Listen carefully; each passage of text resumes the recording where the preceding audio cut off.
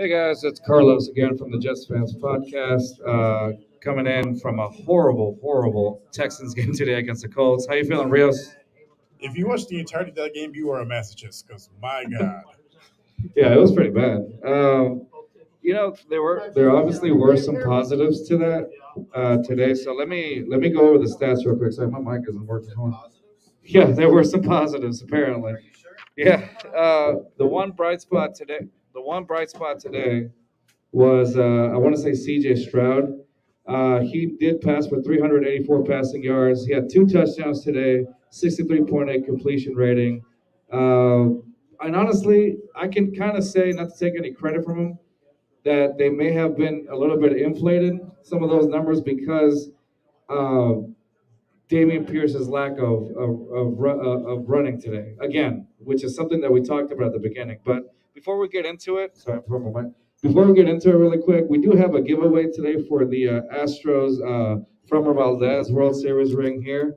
And we're going to we're going to circle the, how do you call it? Now we're gonna see who ended up winning, okay? We got a few people who signed up for it, so let's see. and no bribes, which disappoints me greatly. And no bribes for reals. There you go. All right, here we go. Okay, I got one. I'm not looking. And the winner is Steve. Where's Steve? Did he leave? Is that you? All right, come on up, Steve. There you go. Come get your Framber Valdez World Series ring. There you go. Congratulations, Hey, sir. congratulations. Hope Texas you enjoy. couldn't win, but the Astros did. There you go. Texas going to win it, but the Astros are sure going to win. There you go. Enjoy your Framber Valdez ring, sir. Thank you so much for signing up and joining us. All right, let's move on to our Damian Pierce. 15 attempts, zero rushing touchdowns, 31 yards, and 2.1 yards per carry. Worse than last week's. Yikes! That's awful. I've been fantasy, so I'm doubly pissed off. I think anybody that took Damian Pierce this season should be mad. And I don't think I'm blaming Damian to a fault. I just think it's the lack of O line. I understand that the Texans are having problems in the O line, but they're not creating holes for him. But that's because you have nobody. You don't really have a starter besides Shaq Mason in the O line. Well, not just that, just the play calling as well. Like we saw it last week. Yeah, Bobby Slowick, you're about to catch these hands, bro.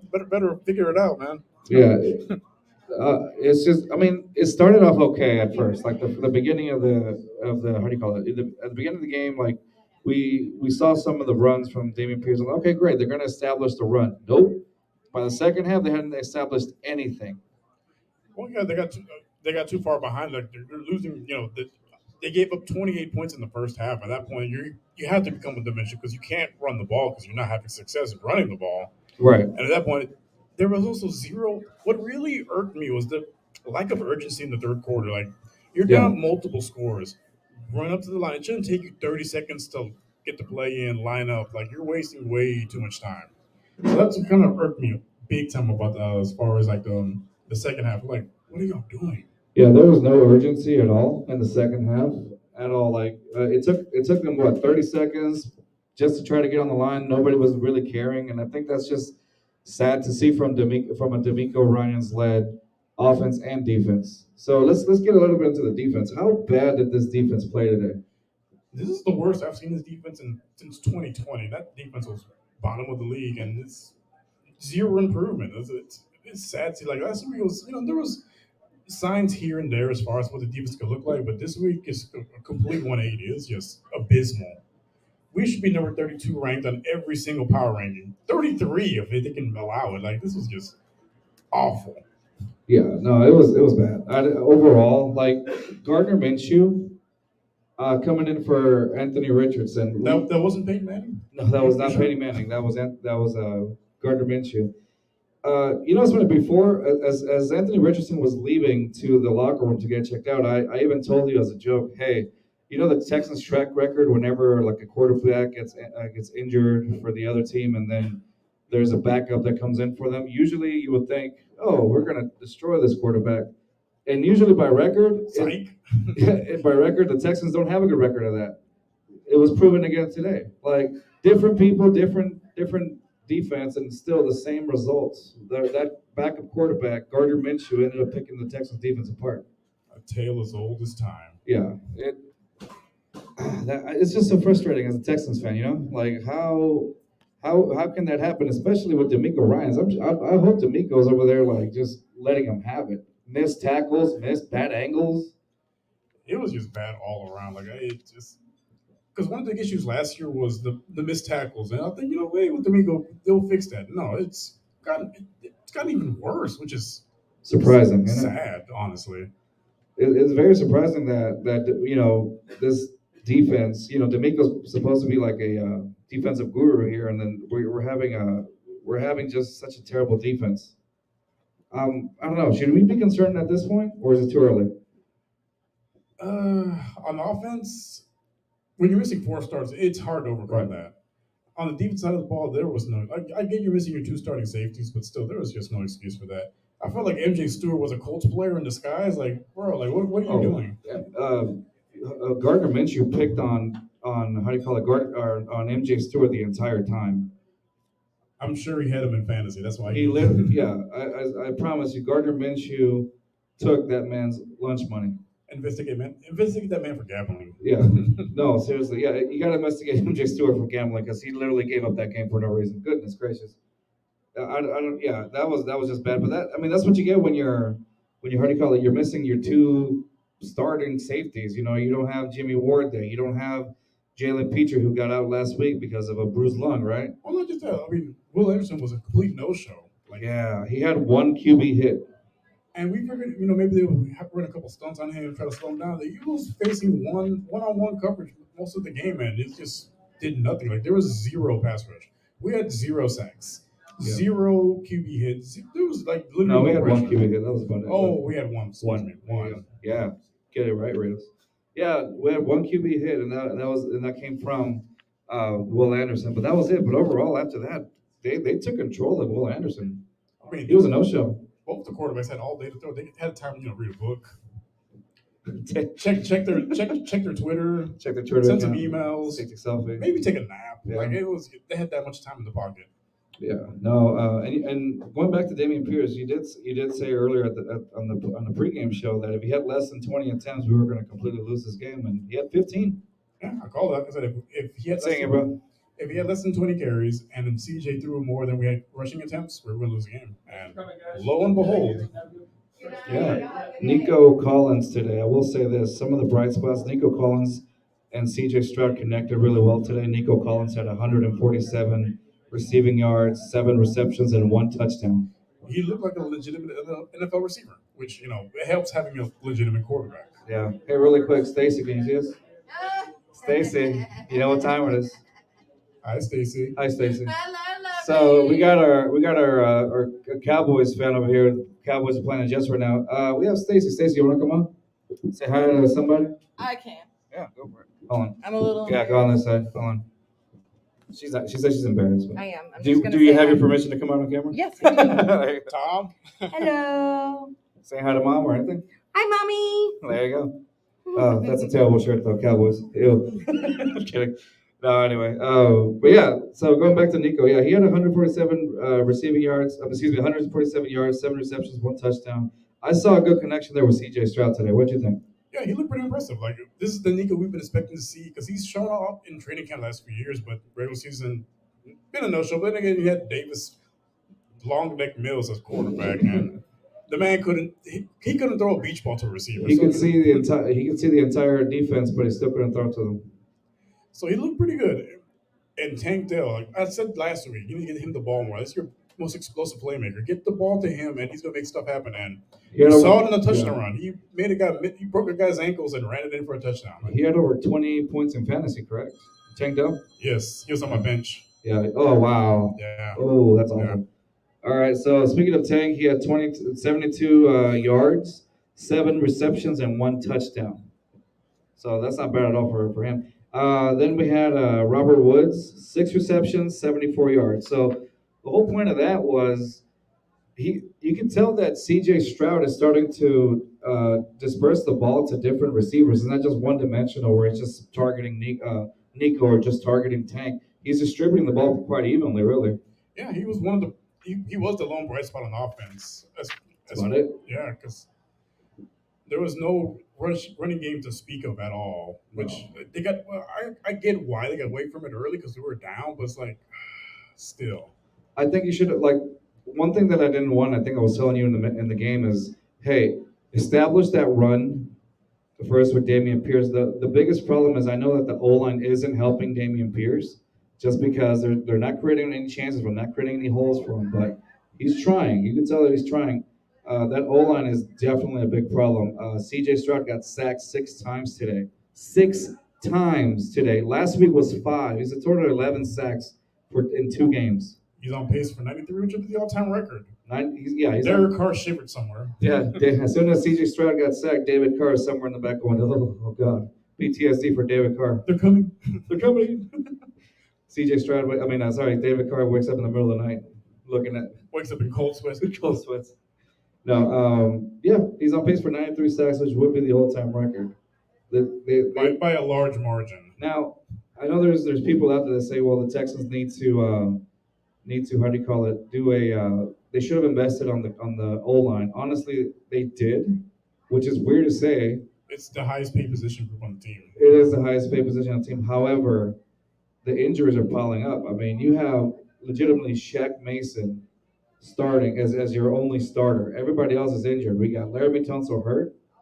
You got, today he didn't play. You got Titus Howard not there till game 4.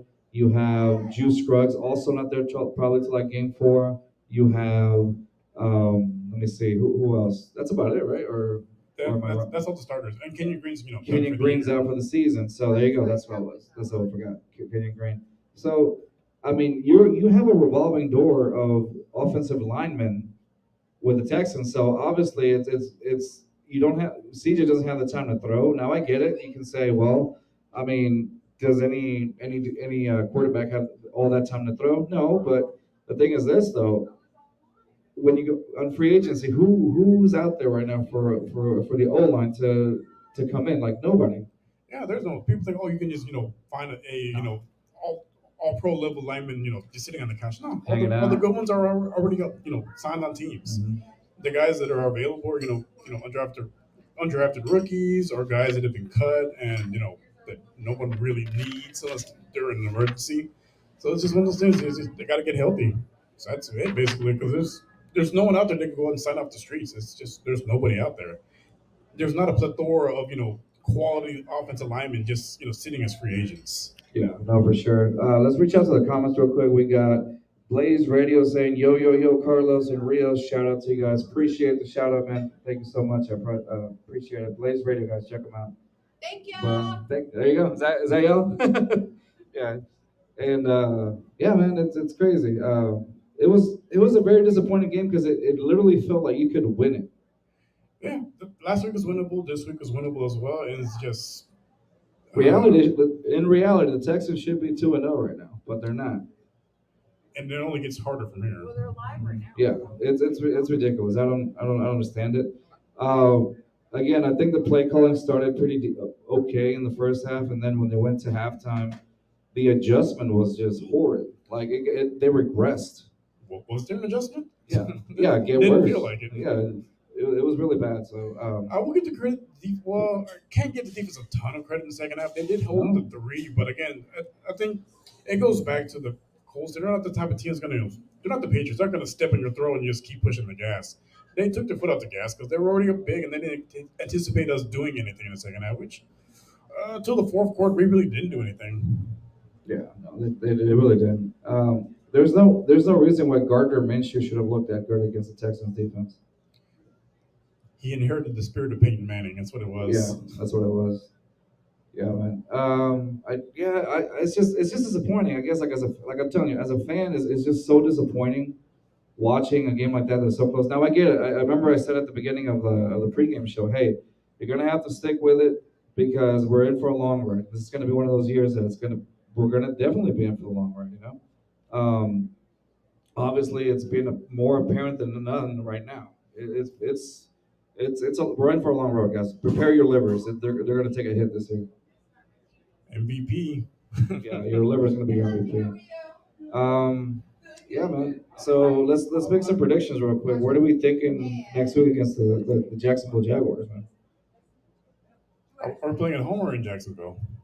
It's a wonderful question. Let me see. Let me check that out. We should be playing at home, I want to say, because we usually end it with them. No, no, I take that back. It's at Jacksonville. It's at Jacksonville. Loss. We actually we have a pretty good record playing in Jackson. We have a better Really? record in playing in Jacksonville than at home. Yeah. Okay. So, how do you think that's going to go based off of today's performance? Do you think they're going to make some adjustments or not? Honestly, I think it's too early to make predictions, just because we're not sure as far as Tunsil's gonna be back next week. If Titus is gonna be back, Juice, if Petrie and Ward gonna be back, 'cause it's a little too early.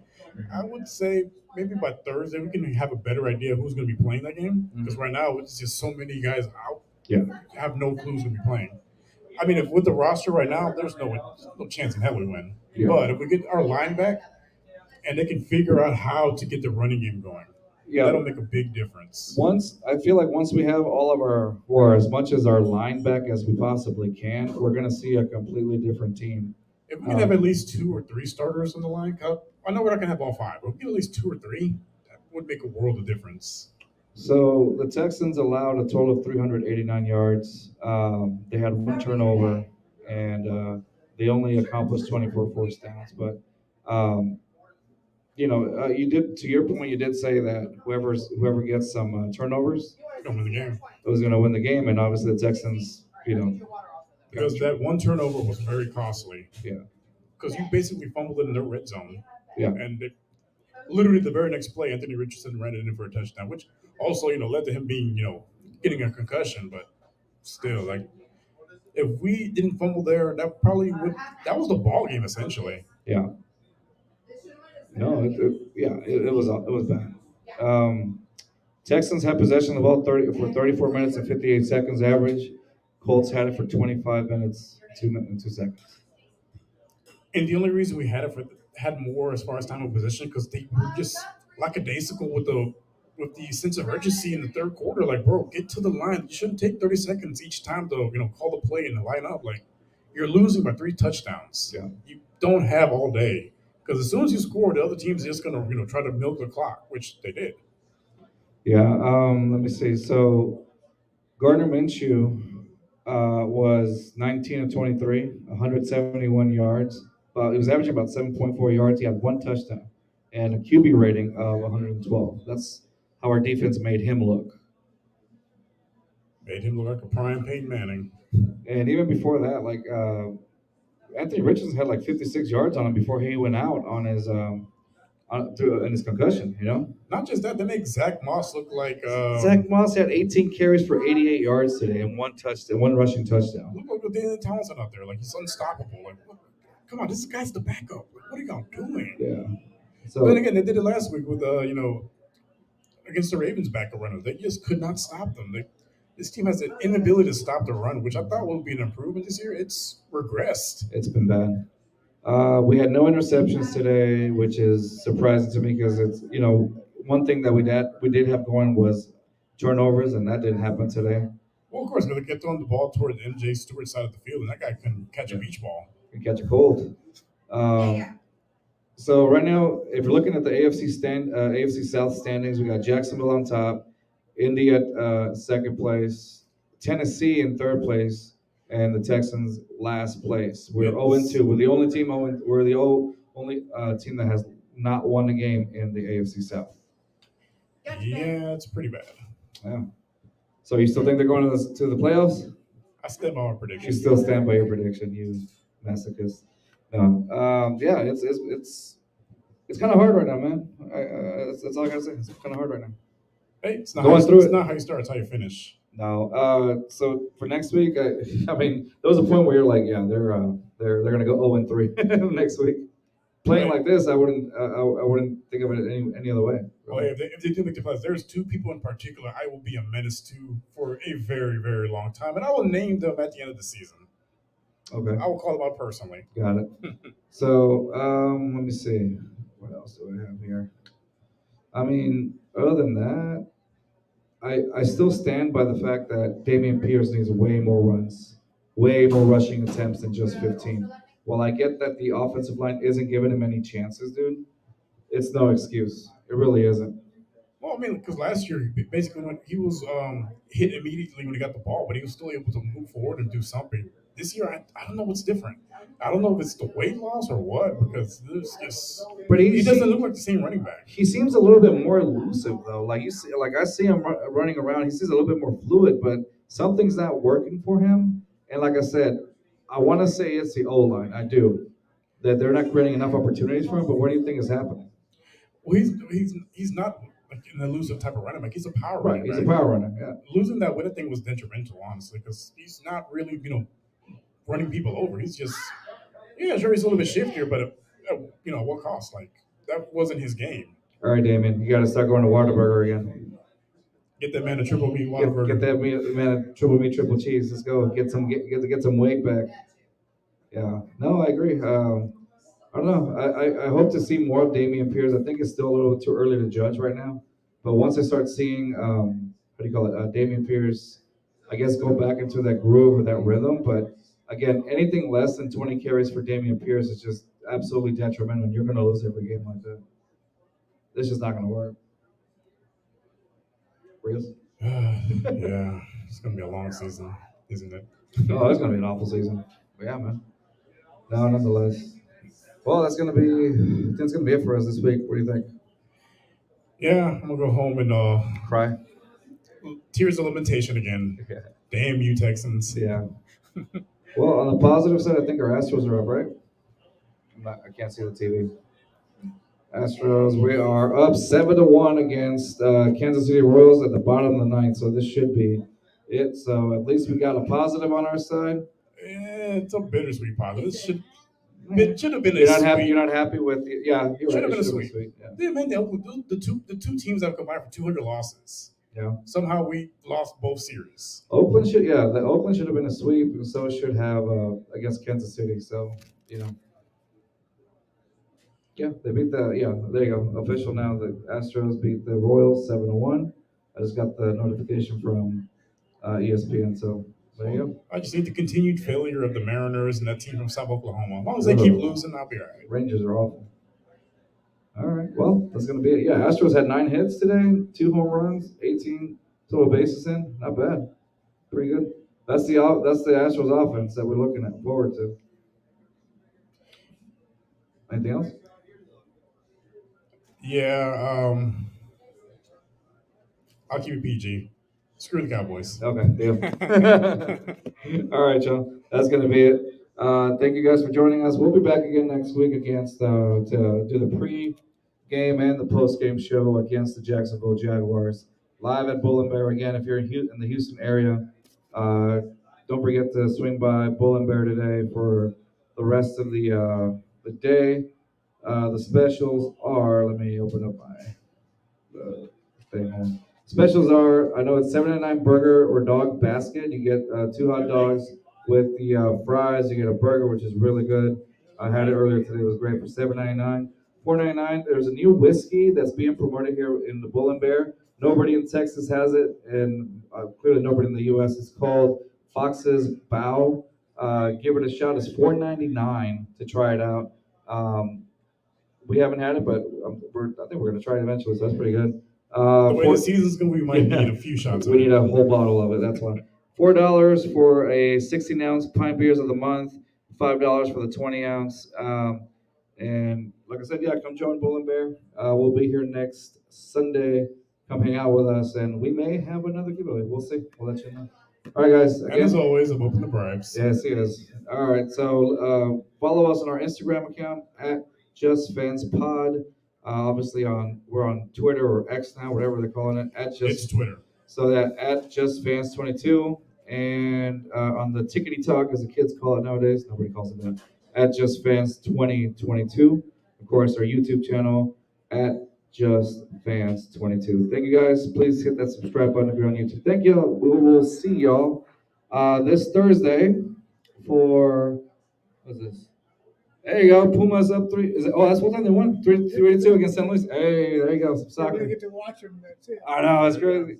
All right, well, that's going to be it for us today. Thank you guys so much. We will see y'all on Tuesday for the AFC Roundtable on our regular channel. And then Thursday, we have our good old friend, H-Town Wheelhouse to talk some Astros with us. So don't forget to join us, and of course, back on Sunday for our pregame and postgame show here live at the Bull and Bear Pub. Anything else, Rios? Keep it PG. If you do come next week, please buy me a drink because I'm going to need it probably. All right, y'all. We'll see y'all later. Thank y'all.